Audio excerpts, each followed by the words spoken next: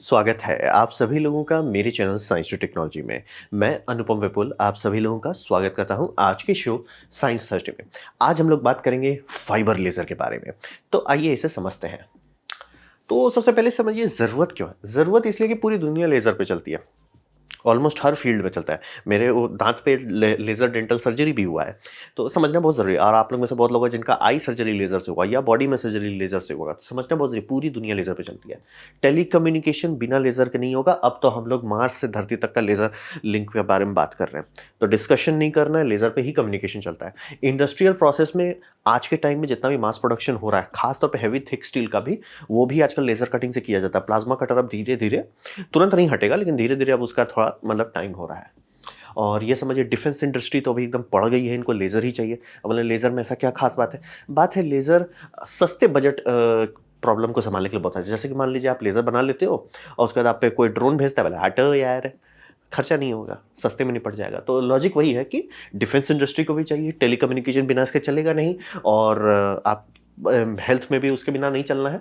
और वही समझिए कि घुमा फिरा के डिफेंस इंडस्ट्री हो जाए, आपका इंडस्ट्रियल प्रोसेसेस हो जाए, आपका टेलीकम्युनिकेशन हो जाए, हेल्थ हो जाए, सब चीज़ में चाहिए लेज़र, सबको ज़्यादा पावर चाहिए। ये डिमांड के मामले में इसका डिस्कशन नहीं है। आप बोलते हो कि सर मैंने 10 मेगावाट का लेज़र बना दिया है, अगले 5 मिनट में आपको ऑर्डर आना शुरू हो जाएगा, सर हमको दे दीजिए। टेंशन नहीं लेना, डिमांड बहुत है, नीड बहुत ज़्यादा हाई है इसका। तो अब स्टार्ट करते हैं फाइबर लेज़र के बेसिक से। उसका बेसिक स्टार्ट होता है पंप से। लेज़र को कहना पंप करते हैं।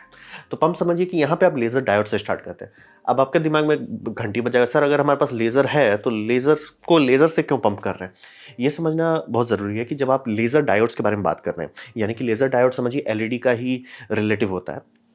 उसमें पी और एन जंक्शन होते हैं, उसमें आप पॉजिटिव और नेगेटिव एनर्जी डालते हो, तो उसमें से एक जगह पे इलेक्ट्रॉन होल्स रहते हैं, एक जगह पे इलेक्ट्रॉन रहता है, इलेक्ट्रॉन सरप्लस रहता है, एक जगह पे इलेक्ट्रॉन होल सरप्लस रहता है। उसको आप फोर्स करते हो, जब वो फोर्स होके जाता है तो वो फोटोन इमिट करता है, एग्जैक्टली जैसे आपका एलईडी करता है। ठीक है, मतलब आप समझिए एक साइड से दूसरे साइड आप जा रहे हो और उस दरमियान अगर सरप्लस एनर्जी है, वो सरप्लस एनर्जी आप डंप करते हो फोटोन के माध्यम से। चलो सब बढ़िया है। अब बात है कि लाइट बनेगा उससे, मोनोक्रोमैटिक बनेगा। लेजर का एक बात हो जाएगा, आपके पास मोनोक्रोमैटिक लाइट आ जाएगी। मोनोक्रोमैटिक मतलब जिसमें कलर नहीं हो, ठीक है, वो हो गया। लेकिन प्रॉब्लम है कि लेजर नहीं हुआ सर।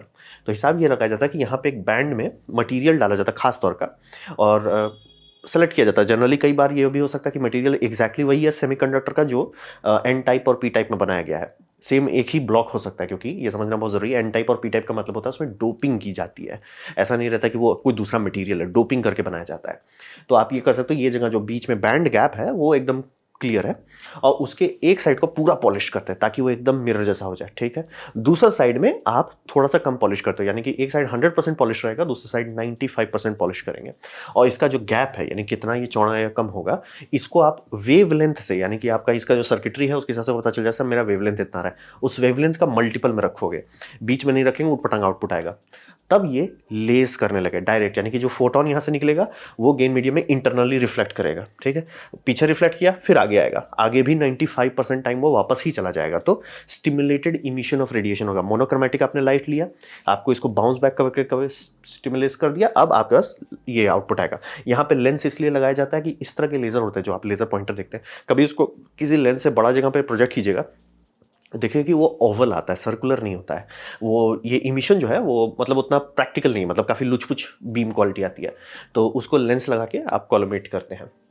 तो इसका फ़ायदा है ये बहुत इफ़िशिएंट होता है, यानी कि इलेक्ट्रिकल एनर्जी से आपका लेज़र एनर्जी का कन्वर्शन बहुत अच्छा है। जैसे CO2 ये सब 2 से 4% में रो देता है, ये आपका 50% से ऊपर जा सकता है अगर आप इसे कूल करते हैं।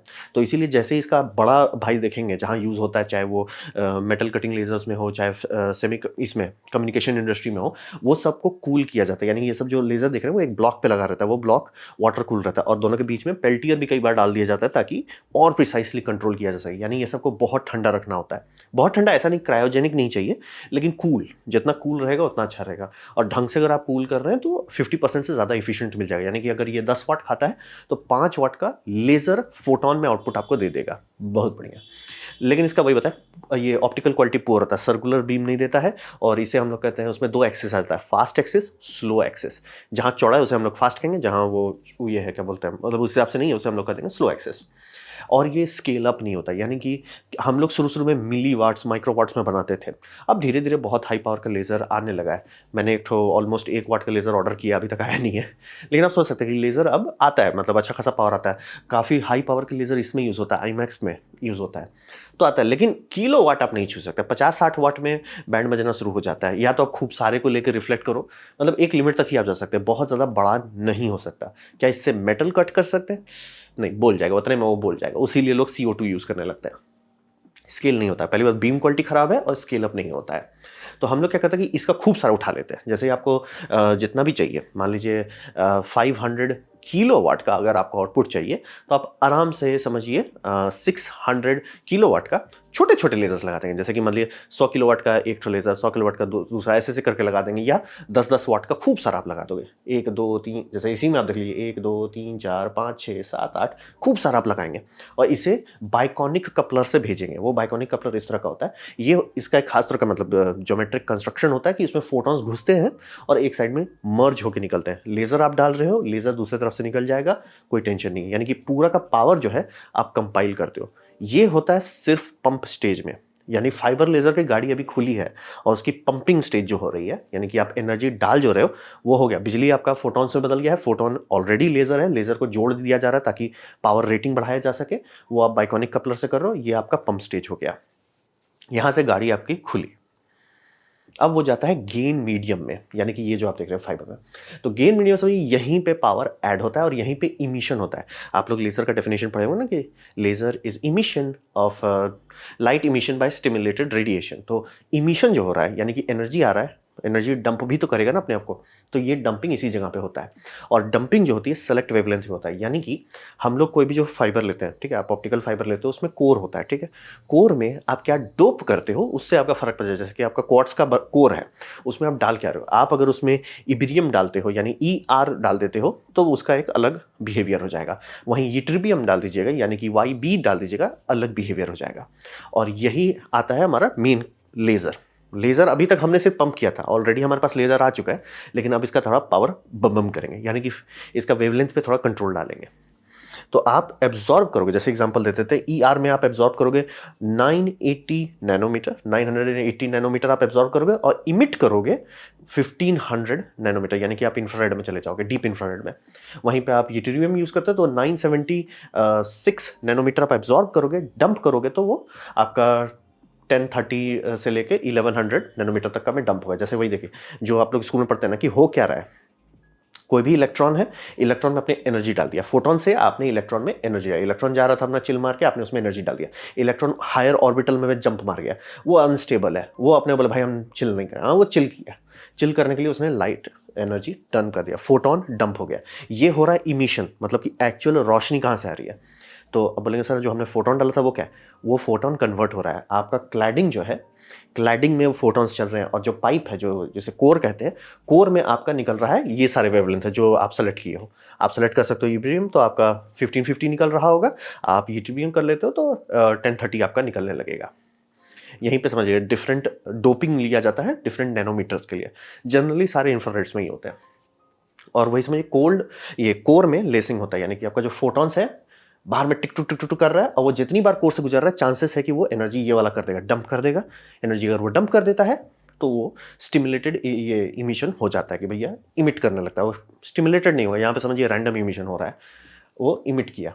मतलब आपने लो पावर का जो लेज़र डायोड से लिया था उसको कोलैप्स किया, कोलैप्स करके डाल दिया बाहर के ग्रेड ये क्लैडिंग में। क्लैडिंग बहुत बड़ा है, क्लैडिंग में बाउंस किया, बाउंस करने के दरमियान वो हमेशा कोर से तो गुजरेगा ही, कोर से गुजरा, वो वहाँ पे इमिट कर दिया फोटोन। ये फोटोन वो है जो आपका लेज़र आउटपुट होगा। ये काम हो गया, यही है फाइबर, इसीलिए इतना लंबा दिया जाता है। आप जितना ज़्यादा पावर का लेज़र रखना चाहते हैं वो जनरली वो उतना लंबा होते चला जाएगा। और ये फाइबर का दूसरा फायदा है, अगर आप CO2 लेज़र के साथ करते हैं एक्चुअली बहुत बड़ा बनाना पड़ेगा। फाइबर के साथ ये कुछ कुछ केसेस में कई किलोमीटर के होते हैं, लेकिन वो फाइबर है, आराम से रोल कर दिया जाता है, तो टेंशन नहीं होता। क्लैडिंग कैसा है, सो क्लैडिंग आपका रिफ्लेक्शन कर रहा है लेज़र लाइट को, और जो लेज़र आप चाह रहे हैं, यानी कि जो इमिशन आप चाह रहे हैं, वो इमिशन कोर से हो रहा है और कोर से वो अपने आप सिंगल मोड में चल रहा है, उसको आपको टेंशन नहीं लेना है। ये बहुत एफिशिएंट होता है, ये बहुत अच्छी बात है, लेकिन इसको अभी भी कूलिंग चाहिए। इसीलिए आप कभी भी फाइबर लेज़र को देखिएगा, खोल के देखिएगा, बहुत हाई पावर का तो देखिएगा कोई वाटर कूल्ड प्लेट के ऊपर फाइबर रखा गया है। और जनरली सबसे सस्ता भी मतलब 50 वाट, 100 वाट ये सब का भी आप देखेंगे तो देखेंगे वो मेटल कोर के अगर एकदम सॉलिड मेटल है उसके अगल-बगल लपेटा रहता है। ऐसा क्यों?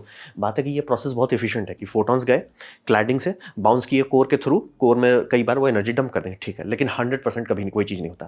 क्वांटम एफिशिएंसी जिसे हम लोग कहते हैं। और इंटरनल रिफ्लेक्शन जो है, टोटल इंटरनल रिफ्लेक्शन, वो भी परफेक्ट नहीं होता। तो थोड़े-थोड़े निकलते हैं। आप डाल रहे हो 500 वाट की एनर्जी या 5 किलोवाट की या मेगावाट की एनर्जी आप डाल रहे हो, तो थोड़ा-सा तो लीक करेगा सर। और जितना एनर्जी आप बढ़ाओगे उतना लीकेज से उतना ज़्यादा समस्या होगा। तो इसीलिए इसको कूलिंग करनी होती है, यानी फाइबर पूरा कूल रहना चाहिए, नहीं तो जल जाएगा फाइबर। तो जितना आपका एनर्जी बढ़ाते जाएंगे फाइबर का भी फजियत बढ़ जाएगा, लेकिन मैनेज किया जा सकता है। इसीलिए बोल रहा ना, मतलब आराम से कॉइल कर सकते हो। कई किलोमीटर को कूल करना है तो टेंशन नहीं लेना, बस लो फाइबर लपेट दो, कूल, ये हो जाता है। और जनरली जितना ज़्यादा आप लंबा रख सकेंगे उतना फ़ायदा रहेगा। तो आजकल बहुत बड़े-बड़े आने लगे हैं, मतलब कुछ-कुछ केसेस में कई-कई किलोमीटर तक के एक बॉक्स के अंदर आते हैं। तो वही समझिए, एकदम सिंपल भाषा में, आपने लेज़र से एनर्जी डाला, लेज़र की एनर्जी आपका चला गया सिंगल मोड फाइबर के केस में आउटर क्लैडिंग जो है उसमें बाउंस किया। बाउंस के दरमियान वो जितनी बार कोर से गुजरा, कोर में उसने एनर्जी डंप की, इलेक्ट्रॉन्स को ऊपर चढ़ा दिया, इलेक्ट्रॉन बोला मुझे ये पसंद नहीं, मुझे हाइट से नफरत है, वो नीचे आ जाता है और फोटोन के माध्यम से एनर्जी डंप कर देता है। वो फोटोन आपका है जो आप चाहते हो, एग्जैक्टली वही वेवलेंथ में जो आपने सेलेक्ट किया है। ये हुआ गेन मीडियम, आपने पंप कर दिया, गेन हो गया। अब बात करते हैं रिफ्लेक्टर का। तो यहाँ पे समझिए, अभी तक हम इमिशन कर रहे थे। इमिशन रैंडम होता है, जैसे कि आप एलईडी देखो या मोनोक्रोमैटिक ही कुछ देख लीजिए, वो इमिशन ज़रूर है लेकिन ये है रैंडम है, मतलब वेवलेंथ परफेक्टली मैच नहीं करेगा। वहीं पे आता है स्टिमुलेटेड इमिशन। स्टिमुलेटेड इमिशन ये होता है कि आप किसी इलेक्ट्रॉन में एनर्जी डालते हो, वो डंप कर देता है फोटोन से, लेकिन अगर दूसरा फोटोन किसी इसको इलेक्ट्रॉन को बोलता है तो ये तुम ऊपर चल जाओ, जब वो इलेक्ट्रॉन बोलता है नहीं मैं नीचे आ रहा हूँ, वो एग्जैक्टली वही वेवलेंथ रिलीज करता है जो उसको ऊपर भेजा था। ये मतलब एटम्स की एक प्रॉपर्टी है। तो ये प्रॉपर्टी से ही लेज़र बनता है कि भैया हमने एक फोटोन निकाला जो आपको पसंद हो चाहे नहीं पसंद हो, आपके वेवलेंथ में था, लेकिन सारे के सारे उससे अलाइंड नहीं थे। तो ये जो स्टिमुलेटेड इमिशन हुआ कि भैया वही फोटोन अब बाकी चीज़ को ये इग्नाइट कर रहा है एक तरह से, तो एग्जैक्टली वही फोटोन निकलेगा जो आप चाहते हैं।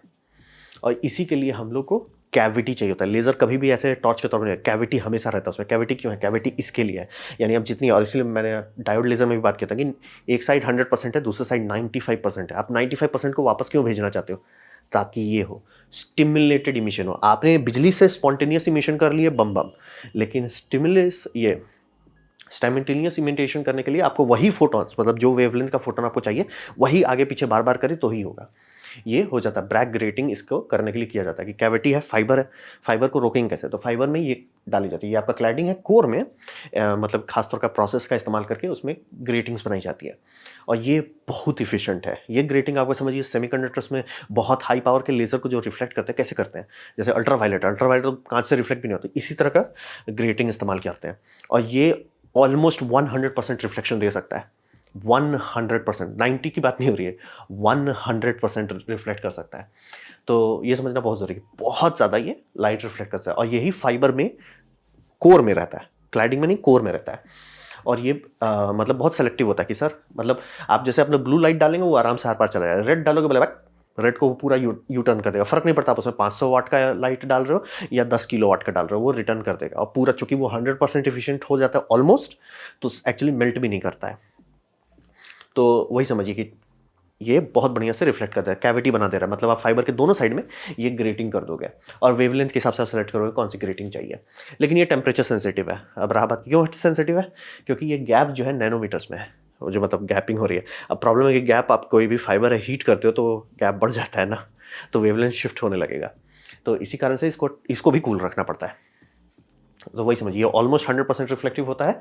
और आउटपुट जो है वो उसमें आप थोड़ा सा कम रखते हो, मतलब एक साइड में आप ये ग्रेटिंग लगाओ जो 100% लाइट को रिफ्लेक्ट कर दे, दूसरे साइड में आप लगाओगे कि भैया एटलीस्ट थोड़ा सा परसेंट, ऑब्वियसली आपको एनर्जी चाहिए ना लेजर से, तो थोड़ा सा आप लीक करने देते हो। वो लीक आउटपुट होता है आपका जो मेटल कटिंग करेगा, और यहीं पर सारा चीज़ कंट्रोल होता है। इसका आप देखिए इनपुट में आप पूरा एक जैसे व्हाइट लाइट डालते हैं, वो ट्रांसमीटर में एक जगह डिप दे देगा, जो भी आप सेलेक्ट किए वेवलेंथ को, भैया ये वेवलेंथ को जाने दो, वो जाने देगा, रिफ्लेक्ट कर देगा जिसको नहीं भेजना है। तो यही होता है रिफ्लेक्टर वाला कैविटी जो होता है ना किसी भी डिज़ाइन में, चाहे डायोड में पॉलिश करके करते हैं, रुबिडियम लेजर्स में बात करते हैं, रुबिडियम के रॉड को आगे पीछे कांच लगाना पड़ता है, ये वही हो रहा है यहाँ पे, वही हो रहा है, इसीलिए ये बहुत हाई पावर हैंडल कर पाता है।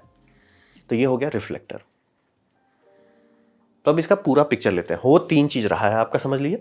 आपने बिजली ले लिया, ठीक है, बिजली लेने के बाद आपने उसे लेज़र डायोड्स चलाए। ये सब लेज़र डायोड का ग्रैंड टोटल जितना कलेक्टिव पावर होगा उससे कम ही आउटपुट आपको लेज़र में मिलेगा, लेकिन क्वालिटी बहुत बढ़िया रहेगी और वेवलेंथ भी शिफ्ट हो जाएगा और जनरली यूज़फुल हो जाएगा, क्योंकि जैसे diode laser generally deep infrared में नहीं पसंद, मतलब उतना इफेक्टिव रहता है, लेकिन इंफ्रारेड में मेटल कटिंग बहुत अच्छे से होती है। और रहा बात डायोड का, सबसे बड़ा बात है कि बड़ा आपको मिलेगा ही नहीं।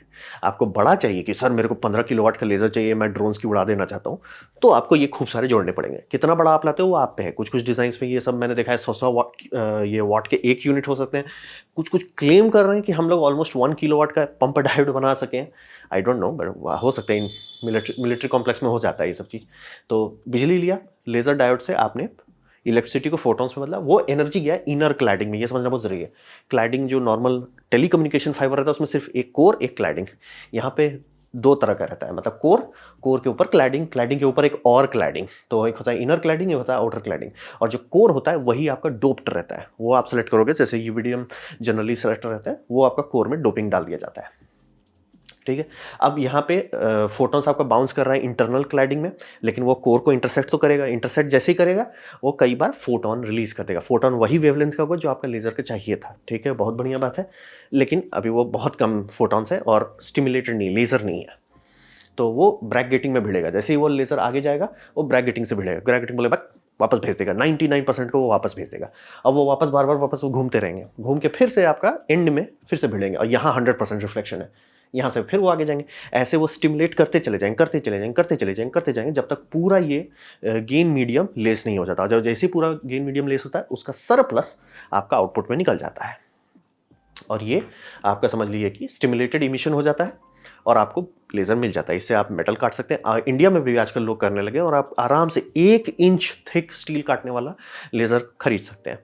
पॉकेट बहुत भारी होना चाहिए, बट आप खरीद सकते हैं। और अगर पतला शीट मेटल के साथ काम कर रहे हैं 5 मिलीमीटर, ये सब तो आजकल लिटरली छोटे छोटे दुकान में भी मिल जा रहा है।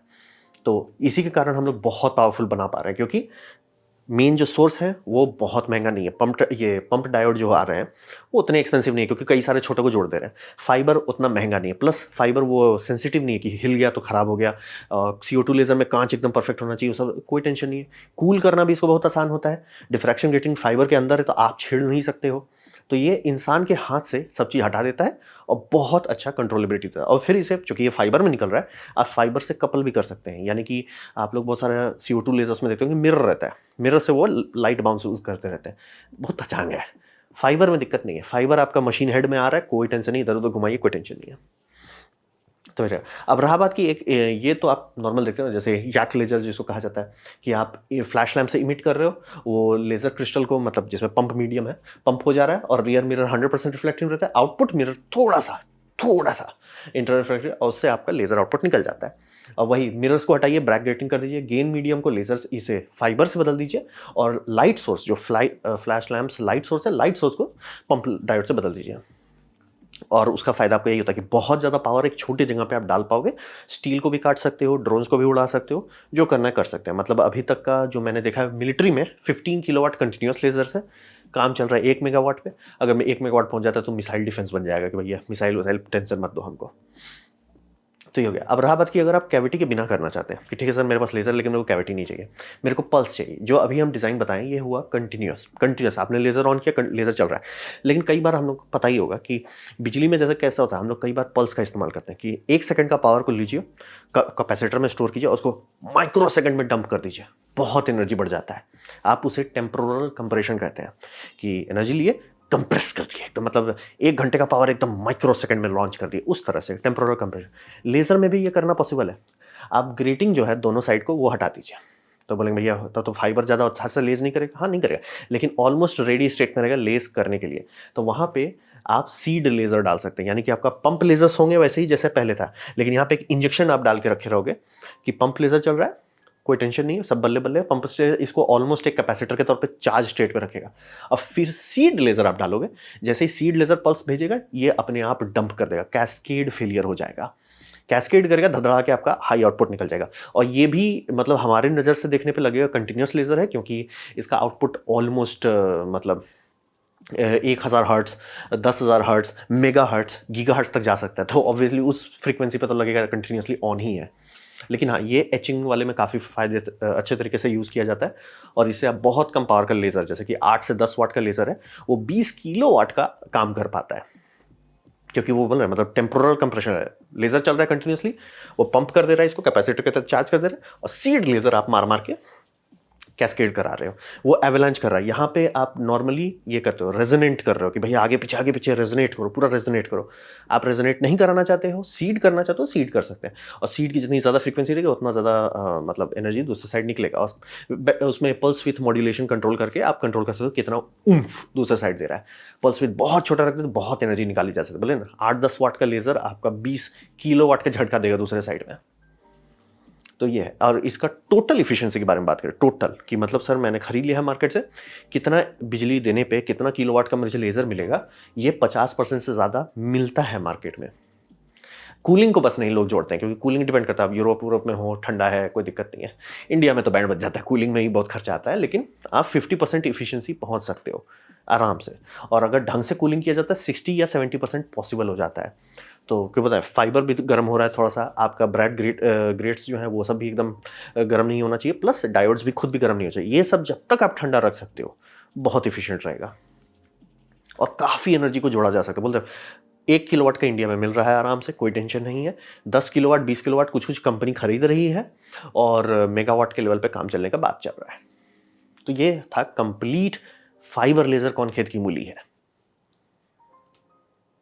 तो ये था मेरा प्रेजेंटेशन फाइबर लेजर के बारे में। उम्मीद करता हूँ आपको अच्छा लगा, आपको कुछ सीखने मिला, कुछ समझ में आया। अगर ऐसा है लाइक कर दे, दूसरा शेयर कर दे, उससे मेरा काफ़ी भला होगा। नहीं अच्छा लगा, नहीं पसंद आया, कोई बात नहीं, आप डिसलाइक दबा सकते हैं। मैं कहूँगा डिसलाइक 2 बार दबाएं, उससे मुझे पता चलो कितना ना पसंद हुआ है। मैं आपसे कहूँगा कमेंट लिखें, मैं हर कमेंट को पढ़ने की कोशिश करता हूँ। आपसे कहूँगा सब्सक्राइब कीजिए, बेल दबाइए अगर आप फ्री हैं तो। आपने वीडियो देखा, जानकर मुझे बहुत खुशी हुई। धन्यवाद।